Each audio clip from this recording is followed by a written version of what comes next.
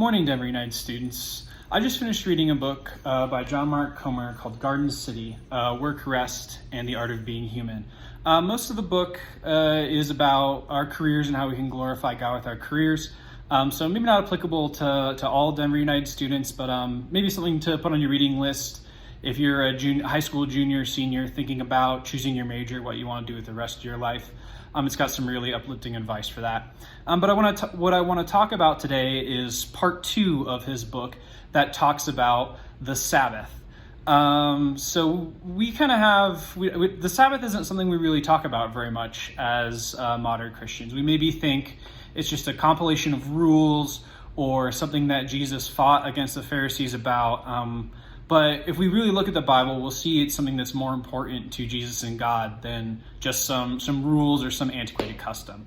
If we look at Genesis 2:2, the beginning of the Bible, we read that by the seventh day, God had finished the work he had been doing. So on the seventh day, he rested from all his work. Then God blessed the seventh day and made it holy, because on it he rested from all the work of creating that he had done. So at the very beginning of the Bible, we see this is a custom that God creates and ordains as holy. Jesus reinforces this many times throughout the New Testament and his work. Much of his healing took place on the Sabbath.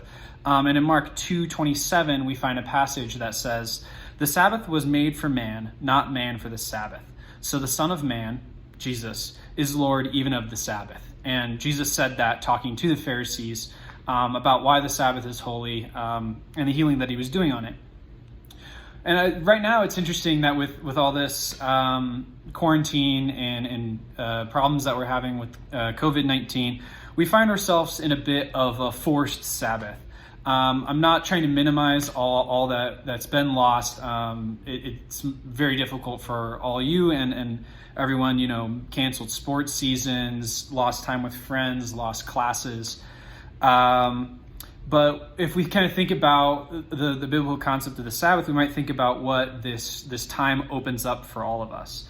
We're getting a break from the work and the things that we fill our days with, all the toil that the Sabbath is really made for taking a break from. We're finding ourselves being forced to do that, and we don't really have a choice in it.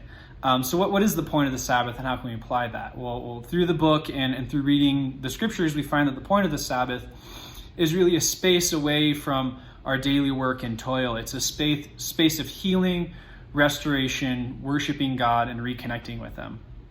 So I've been using this time to try and make this quarantine and social isolation a little bit of a Sabbath, fixing up some of those habits, trying to read and pray more. I did finish this book, finally got that off my list.